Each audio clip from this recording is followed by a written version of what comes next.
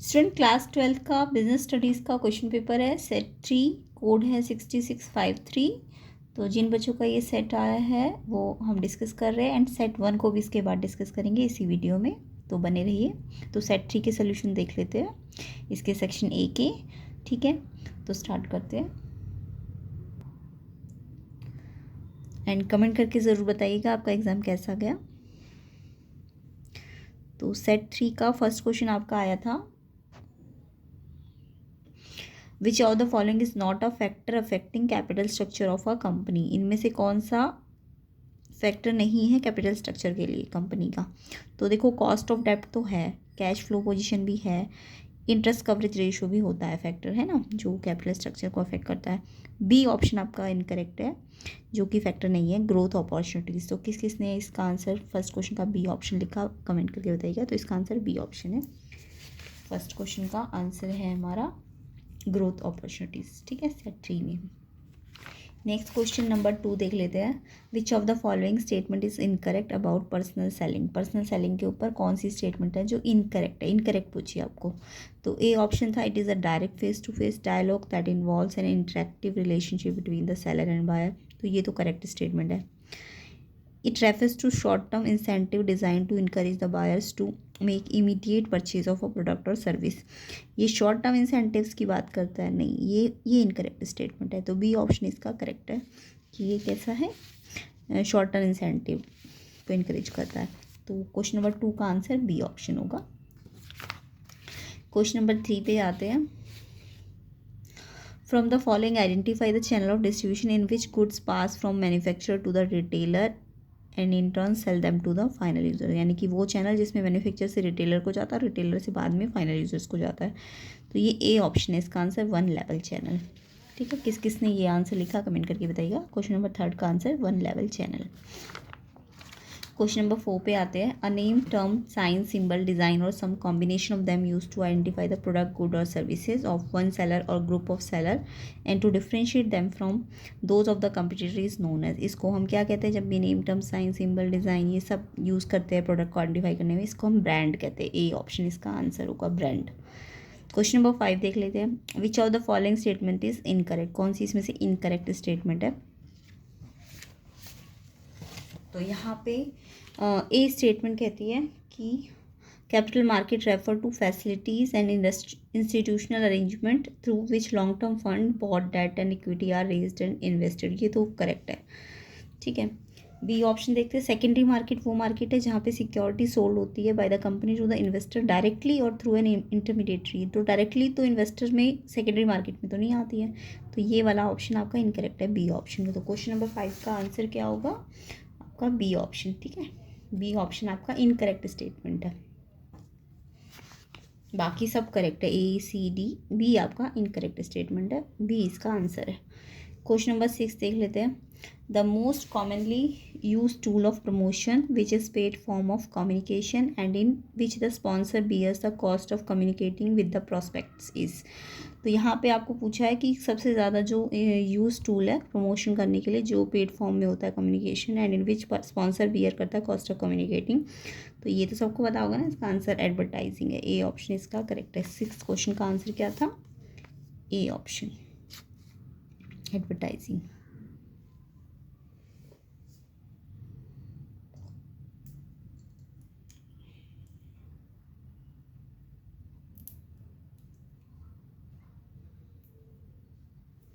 इसके बाद next question पे आते हैं, question number 7, dash refers to the increase in profit earn by equity share holder due to presence of fixed financial charges like interest. तो यहाँ पे क्या रेफर कर रहा है, increase in profit earn by equity share holders. Equity share holders में क्या आना था क्वेश्चन नंबर 7 में, capital structure, earning per share, trading on equity, return on investment. तो इसका करेक्ट आंसर है C option, trading on equity. तो question number 7 का आंसर क्या है, सी, ट्रेडिंग ऑन इक्विटी। किस किसने ये आंसर लिखा कमेंट करके बताइएगा। क्वेश्चन नंबर 8 मैचिंग था, तो मैचिंग में आपको इसके जो ऑप्शन थे उसमें A option, B option, C option, D option बोला है। तो आपको यानी सबकी मैचिंग करनी थी। तो नेचर ऑफ बिजनेस देखो किससे मैच करना था, nature of business trading organization need lower investment in fixed assets कम। यस, ये हो सकता है। टेक्नोलॉजी अपग्रेडेशन में आपका आएगा मोबाइल फ़ोन ऑब्सोलीट फास्टर, तो बी का तो फोर्थ है। डाइवर्सिफिकेशन में ये आएगा textile manufacturing company installing a cement, तो सी का सेकंड है। And D choice of technique capital intensive organization, ये वाला, तो डी का थर्ड होना चाहिए, सी का सेकंड होना चाहिए, बी का फोर्थ, तो ए का वन होना चाहिए। तो ए का वन वाला कौन सा ऑप्शन है? ये ए ऑप्शन इसका करेक्ट है। तो किस किसने ए ऑप्शन पे लगाया ये भी कमेंट करके बताना।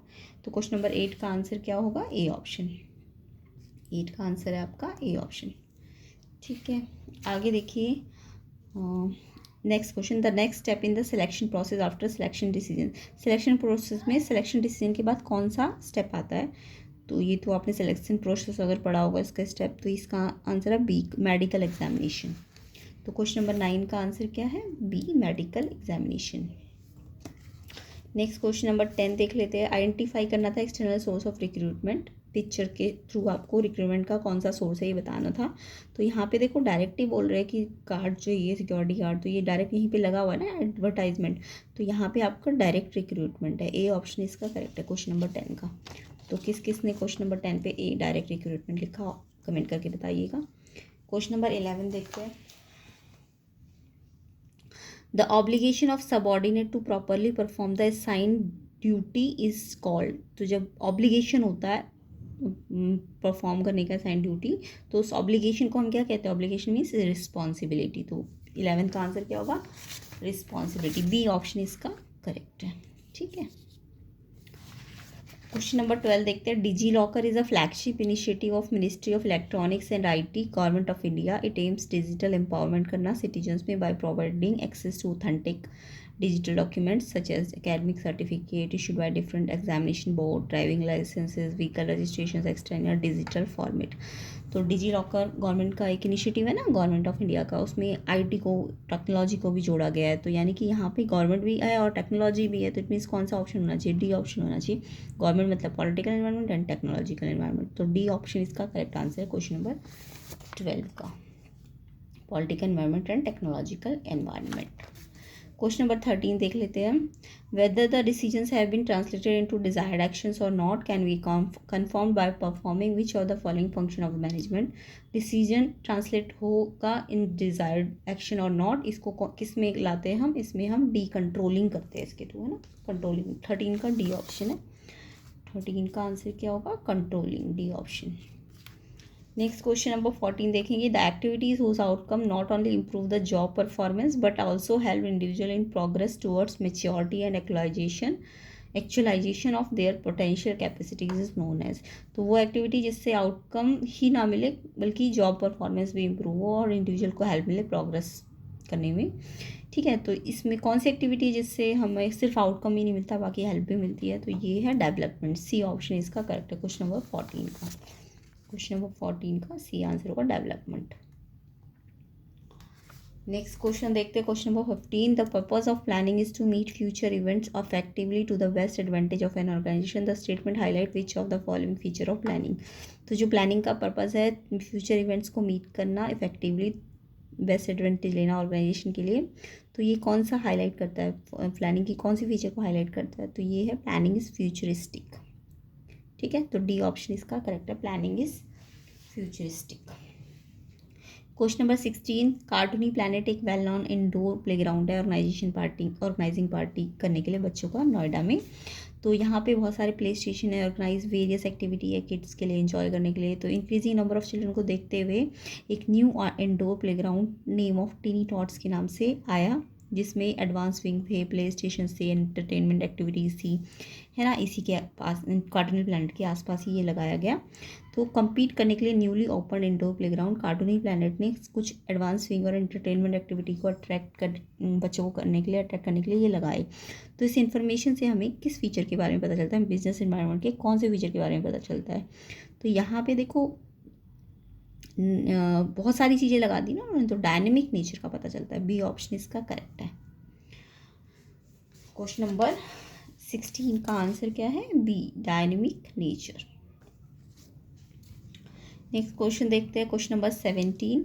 Dolma and Una are gardeners with decades of hand-on experience. They were the first one to recognize the need of indoor gardens, especially for plant lover living in apartment. तो वो पहले लोग थे जिन्होंने इंडोर गार्डन की नीड को रिकॉग्नाइज किया apartments में जो प्लांट लवर होते हैं. They took advantage of this opportunity and decided to offer beautiful designing idea for indoor gardening through their innovative venture my space. उनका एक वेंचर था माई स्पेस, उसके थ्रू उन्होंने डिसाइड किया कि वो नए नए डिज़ाइनिंग आइडिया लाएंगे गार्डनिंग करने के लिए, और तो उन्होंने इसको अपॉर्चुनिटी के रूप में एडवांटेज लिया इसका. तो माई स्पेस ऑफर करता है creative idea like garden wall, hanging garden, window garden, book shelf garden, many more. Since there were no competitor they soon became the market leader. तो कॉम्पिटिशन स्टार्टिंग में कॉम्पिटिटर नहीं थे तो वो मार्केट लीडर बन गए. तो इससे किस फीचर का पता चलता है आपको बिजनेस इन्वायरमेंट की. तो जब इन्होंने सबसे पहले स्टार्ट किया ना, तो यानी कि फर्स्ट वन जो होगा, फर्स्ट मूवर होगा, उसको फर्स्ट मूवर का एडवांटेज मिला. अपॉर्चुनिटी को आइडेंटिफाई करना और फर्स्ट मूवर एडवांटेज लेना. सी ऑप्शन इसका करेक्ट है क्वेश्चन नंबर 17 का. ठीक है, जो पहले आएगा उसको पहले ज़्यादा बेनिफिट मिलेगा ना. C option. क्वेश्चन नंबर 18 देख लेते हैं. Different organization have different goals होते हैं अलग अलग ऑर्गेनाइजेशन के. जीपू एक अपकमिंग रिटेल चेन है जो क्या प्रोवाइड करती है कंज्यूमर को door to door. The objective of this organization to increase sales. इसका और मेन मोटिव क्या है, सेल को इंक्रीज करना. एली एक एजुकेशनल ऑर्गेनाइजेशन है working with an objective of providing education to underprivileged children of the society. Management of each of these organization unite the effort of their employee toward achieving organization goal. तो इन सब का objective क्या है कि वो achieve करना चाहते हैं गोल्स को. तो अलग अलग ऑर्गेनाइजेशन के अलग अलग गोल्स होते हैं. तो जैसे जीपू का अलग गोल है, एली का अलग गोल है. तो इसका मतलब क्या है, इसका मतलब है कि मैनेजमेंट क्या होता है, गोल ओरिएंटेड. ए ऑप्शन इसका करेक्ट है. तो 18 क्वेश्चन का आंसर क्या आएगा, ए option, management is goal oriented. और 17 का सी ऑप्शन था. ठीक है, नेक्स्ट क्वेश्चन नंबर 19 देख लेते हैं. स्टेटमेंट 1 है the concept of product relate to not only the physical product but also the benefit offered by it from customers point of view. तो जो प्रोडक्ट का कंसेप्ट है वो क्या है कि वो न केवल फिजिकल प्रोडक्ट ही प्रोवाइड कर रहा है बल्कि बेनिफिट भी दे रहा है कस्टमर के पॉइंट ऑफ व्यू से. तो यस, ये ट्रू है स्टेटमेंट 1 कि प्रोडक्ट फिजिकल प्रोडक्ट तो दे ही रहा है, साथ ही साथ कस्टमर के पॉइंट ऑफ व्यू से उनको बेनिफिट भी ऑफर करता है. ट्रू है ये. Statement second the concept of product does not include the extended product by way of their after sale service, availability of spare part, handling complaints. तो ये कह रहा है कि प्रोडक्ट ये ऑफर चीज़ें नहीं करता है, जबकि ये करता है ना, स्पेयर पार्ट्स को अवेलेबल कराता है, हैंडलिंग कंप्लेंट लेता है. तो ये तो सब आता है ना, इसके अंदर इंक्लूड होता है प्रोडक्ट के अंदर. तो उनका नहीं इंक्लूड होता, तो ये फॉल्स स्टेटमेंट है. तो क्वेश्चन नंबर 19 में फर्स्ट स्टेटमेंट तो आपकी ट्रू है बट सेकंड वाली फॉल्स है, इसलिए इसका आंसर क्या होगा, सी ऑप्शन. फर्स्ट करेक्ट है बट सेकंड वाली इनकरेक्ट है. आंसर क्या है, C option, C. Question number 20 देखेंगे. Himanshu working as a marketing manager में काम करता है सुविदित एयर कंडीशनर, जो एक बहुत अच्छा ब्रांड है एयर कंडीशनर की फील्ड में. Till last month the company was able to achieve it sale target. Last month तक कंपनी को अपने सेल टारगेट को अचीव करना होता है, बट दिस मंथ हिमांशु ने ऑब्जर्व किया टारगेट जो है वो पूरा नहीं हो पा रहा है क्योंकि नंबर ऑफ कंडीशनर जो है उसके कम बिक रहे हैं, डिक्रीज हो रहे हैं उसकी सेल. उसने एनालाइज किया सिचुएशन को और found that new salesman appointed last month was not good. उसने पाया कि जो नए सेल्समैन है वो अच्छे नहीं है. And for this took necessary action, उसके लिए नेसेसरी एक्शन लेना ज़रूरी था. तो कौन सा फंक्शन है मैनेजमेंट का जो हिमांशु को डिक्रीज इन सेल को आइडेंटिफाई करने में हेल्प कर रहा था. तो ये कौन सा था जिससे उसे पता चला कि सेल डिक्रीज होने का मेन कारण है कि जो लोग हैं वो एम्प्लॉय या सेल्स में वो अच्छे नहीं है. तो इससे किससे पता चला, कंट्रोलिंग वाले से. डी ऑप्शन इसका करेक्ट है. तो क्वेश्चन नंबर 20 का आंसर कंट्रोलिंग. ये बताइएगा किस किसने लिखा, तो कमेंट करके बताइएगा कि कितने अभी तक आपके ये क्वेश्चन सही है. तो ये सेट 3 का आपका सेक्शन ए के क्वेश्चन आंसर्स थे. अब हम इसके सेट 1 को करते हैं. तो देखिए सेट 1 भी आपका 6651 इसका कोड है. कुछ क्वेश्चन तो मिलते जुलते ही है. मैं उसके आंसर्स आपको बता रही हूँ. ठीक है, सेक्शन ए के. तो देखेंगे सेट 1 6651 इसका कोड है.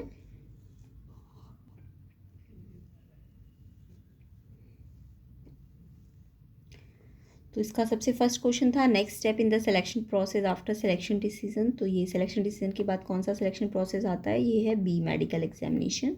Question number 2 purpose of planning to meet future event effectively to the best advantage. तो इसका फ्यूचर इवेंट को मीट करना ही प्लानिंग का पर्पस है, तो इसका answer planning is futuristic, D option इसका करेक्ट है। नेक्स्ट क्वेश्चन आपको पिक्चर वाला आया था, तो यहाँ पे आपका पूछा था कि ये जो रिक्रूटमेंट का कौन सा सोर्स है, तो इसमें डायरेक्ट रिक्रूटमेंट है, ए ऑप्शन इसका करेक्ट है। क्वेश्चन नंबर 4 देखते हैं। Cartoony Planet well known indoor playground है organizing parties for children in Noida, तो ये भी हमने डिस्कस किया था। तो इसके थ्रू ये कौन सी फीचर का पता चलता है बिजनेस एनवायरनमेंट के, तो इसमें आपको डायनेमिक नेचर का पता चलता है, बी ऑप्शन इसका करेक्ट है क्वेश्चन नंबर 4 का। Next question number 5, obligation of subordinate to properly perform the assign duty is called, obligation को क्या कहते हैं, रिस्पॉन्सिबिलिटी, बी ऑप्शन इसका करेक्ट है क्वेश्चन नंबर 5 का। क्वेश्चन नंबर 6, 7 देख लेते हैं। डॉल्मा एंड ऊना गार्डनर्स है डिकेडर्स ऑफ हैंड्स ऑन एक्सपीरियंस, दोनों ने रिकग्नाइज किया इंडोर गार्डन को सबसे पहले, तो सबसे पहले जो आएगा उसी को सबसे पहले एडवांटेज मिलेगा ना, तो सी ऑप्शन इसका करेक्ट है। Business environment enable to firm to identify opportunity and getting the first mover advantage. तो क्वेश्चन नंबर 1 का आंसर क्या है, मेडिकल एग्जामिनेशन सेट 1 का। क्वेश्चन नंबर 2 का D option planning futuristic, third का ए है डायरेक्ट रिक्रूटमेंट, फोर्थ का बी है डायनेमिक नेचर, फिफ्थ का आंसर बी है रिस्पॉन्सिबिलिटी एंड सिक्स का सी ऑप्शन था, सेवन्थ का भी डी ऑप्शन है। तो देखो 7th हम डिस्कस कर रहे हैं। डिजी लॉकर फ्लैगशिप इनिशिएटिव है ministry of electronic and IT, government of India ने इसको इंट्रोड्यूस किया है, तो गवर्नमेंट भी इसमें इंक्लूड है और आईटी सेक्टर भी इसमें इंक्लूड है। इट मीन्स ये डी ऑप्शन है, political environment and technological environment, D option इसका करेक्ट है। क्वेश्चन नंबर 8 में आपको पूछा था डिफरेंट ऑर्गेनाइजेशन के डिफरेंट गोल है। जीपू का अलग गोल है कि वो कंज्यूमर गुड को डोर टू डोर सर्विस देता है ना, रिटेल सर्विस, एंड ऐसी एली का अलग है कि एजुकेशनल सर्विस प्रोवाइड करता है, तो इसका आंसर है A option, management is goal oriented, question number 8 का आंसर है। क्वेश्चन नंबर 9 का answer whether the decision have been translated into desired action और नॉट, तो ये कंफर्म्ड होगा किस कौन से फंक्शन के थ्रू मैनेजमेंट की कंट्रोलिंग, डी ऑप्शन इसका करेक्ट है। Question number 10, Himanshu working as a marketing manager in Suvidit air conditioner, वो एक बहुत अच्छा ब्रांड नेम है एयर कंडीशनर की फील्ड में, लेकिन उसकी सेल डिक्रीज़ हो रही है, तो किससे उसे पता चला कि सेल डिक्रीज़ हो रही है, तो डी कंट्रोलिंग इसका आंसर है। Question number 11, that activities whose outcome not only improve the job performance but also help individual in the progress toward maturity and actualization of their potential capacity, इसको हम कहते हैं डेवलपमेंट, सी ऑप्शन इसका correct है। Next question number 12, statement 1 है the concept of product relate to not only the physical product but also benefit offered by it from customer point of view, तो ये correct statement है। Statement 2 आपकी बोलती है product में include नहीं है after sale service, availability of spare part, handling complaint, तो ये तो इंक्लूड होती है ना, तो ये इनकरेक्ट है, यानी फर्स्ट करेक्ट है बट सेकेंड इनकरेक्ट है, सी ऑप्शन इसका करेक्ट है क्वेश्चन नंबर 12 का। तो 9th का आंसर भी कंट्रोलिंग है एंड 10th का भी कंट्रोलिंग है, सी का डेवलपमेंट है, फर्स्ट स्टेटमेंट करेक्ट है बट सेकंड वाली इनकरेक्ट है, इसलिए सी ऑप्शन इसका आंसर है। क्वेश्चन नंबर 13 पे आते हैं, तो इसमें मैचिंग करनी थी, तो नेचर ऑफ बिजनेस फर्स्ट से मैच होना था, सेकंड वाला टेक्नोलॉजी वाला फोर्थ से मैच होना था, डाइवर्सिफिकेशन सेकंड से and choice of technique third से, तो ये आपका ए ऑप्शन करेक्ट था मैचिंग वाले में, ए ऑप्शन। क्वेश्चन नंबर 14, ये देखिए इसमें आपको इक्विटी शेयर होल्डर के बारे में बात की थी, तो यहाँ पे आपका आएगा ट्रेडिंग ऑन इक्विटी, ये सी ऑप्शन इसका करेक्ट है। क्वेश्चन नंबर 14 का आंसर जो है वो आपका सी ऑप्शन है, ठीक है, ट्रेडिंग ऑन इक्विटी। इसके हिंदी मीडियम, ये मैंने इसके हिंदी मीडियम का पेज है, इंग्लिश मीडियम वाले क्वेश्चन पेपर में से अपने आंसर चेक कर लेना, बाकी सेट 3 में ये क्वेश्चंस आपके डिस्कस किए गए थे। तो क्वेश्चन नंबर 15 आपका पूछा था कि प्रमोशन वाला जो क्वेश्चन था उसमें सबसे अच्छा कि कौन सा तरीका है प्रमोशन करने का, तो यहाँ पे एडवर्टाइजिंग आना था। 15 क्वेश्चन का आंसर ए होगा, एडवर्टाइजिंग, ठीक है। एंड 16 का आंसर इनकरेक्ट स्टेटमेंट पूछनी थी, सेकंड वाली इनकरेक्ट है, जो सेकेंडरी मार्केट है वो डायरेक्ट इन्वेस्टर से डील नहीं करती है, तो ये बी ऑप्शन इनकरेक्ट है इसका। क्वेश्चन नंबर 16 का आंसर क्या होगा, बी ऑप्शन वाली स्टेटमेंट आपकी इनकरेक्ट है, इनकरेक्ट स्टेटमेंट। 17 आपको नेम, साइन, सिंबल, डिज़ाइन वगैरह ये सब किससे रिलेटेड है, ब्रांड, ए ऑप्शन है इसका ब्रांड। 18 का आंसर जिसमें गुड्स मैन्युफैक्चरिंग के पास से रिटेलर के पास जाते हैं और लास्ट में फाइनल यूजर्स के पास सेल हो जाते हैं, तो इसको हम एक स्तरीय माध्यम या कहते हैं 1 लेवल चैनल, ठीक है। ब्रांड 17 का और 18 का 1 लेवल चैनल है। 19 क्वेश्चन पे आते हैं। विच of the following statement is incorrect. यहाँ पे आपको पर्सनल सेलिंग से रिलेटेड कौन सी स्टेटमेंट इनकरेक्ट है वो पूछी गई थी। तो यहाँ पे ये वाली तो करेक्ट है, बट बी वाली इनकरेक्ट है। It refer to short term incentive. Short term incentive को रेफर नहीं करती पर्सनल सेलिंग, है ना। तो बी ऑप्शन आपका इसका इनकरेक्ट है क्वेश्चन नंबर 19 का। 20 में आपको पूछा था कौन सा फैक्टर नहीं है कैपिटल स्ट्रक्चर का कंपनी के। तो ये तो है फैक्टर, कैश फ्लो भी है, इंटरेस्ट कवरेज रेशो भी है। ये ग्रोथ अपॉर्चुनिटीज़ का फैक्टर नहीं है इसका कैपिटल स्ट्रक्चर का।